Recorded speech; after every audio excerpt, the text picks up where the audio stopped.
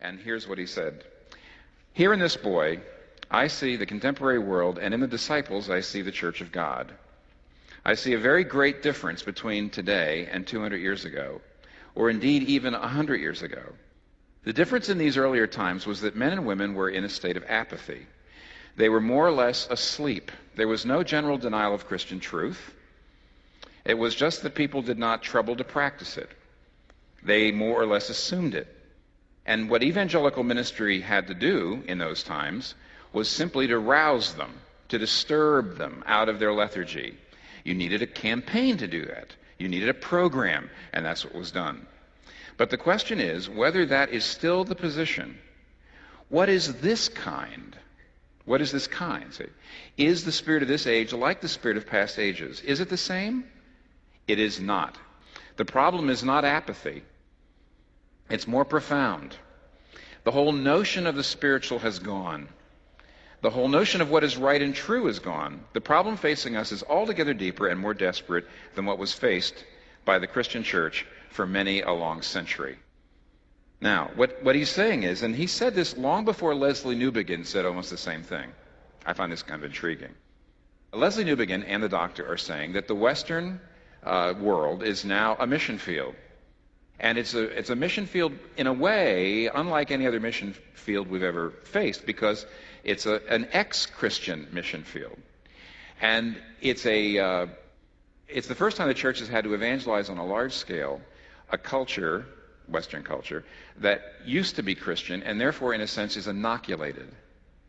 Now inoculation, you know what inoculation is? It's giving someone a little bit of the disease so they can't get the real thing. And the inoculation of Western culture is our memory, and it's a distorted memory, but it's a memory of Christianity. And so the average person, at least in New York City, says, oh yeah, Christianity, I remember that's back when blacks had to be on the back of the bus, and when women could be beaten up by their husbands without consequence. Yes, we remember when Christianity was in charge, and we've been there, we've done that, old hat.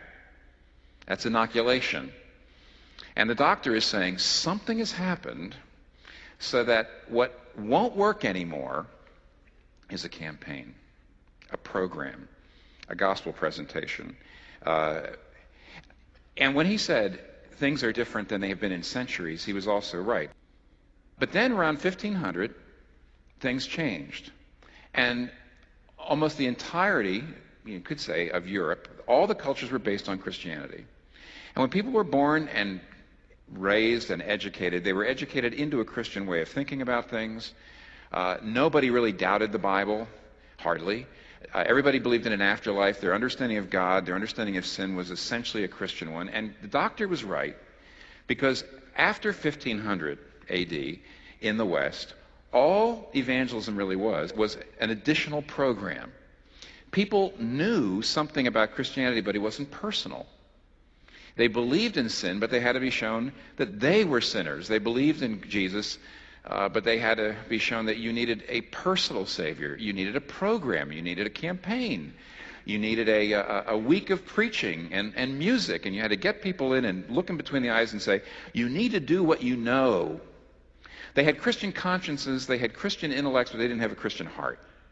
And they weren't converted, and therefore that's right. But the doctor said, something has changed. And the demon is in far deeper. There are no magic bullets anymore. You can't just do a program. You can't just do a simple gospel presentation. You can't just sit down with people and say, God, man, Christ, faith. It can't be done. They don't get it. The demon's in too deep.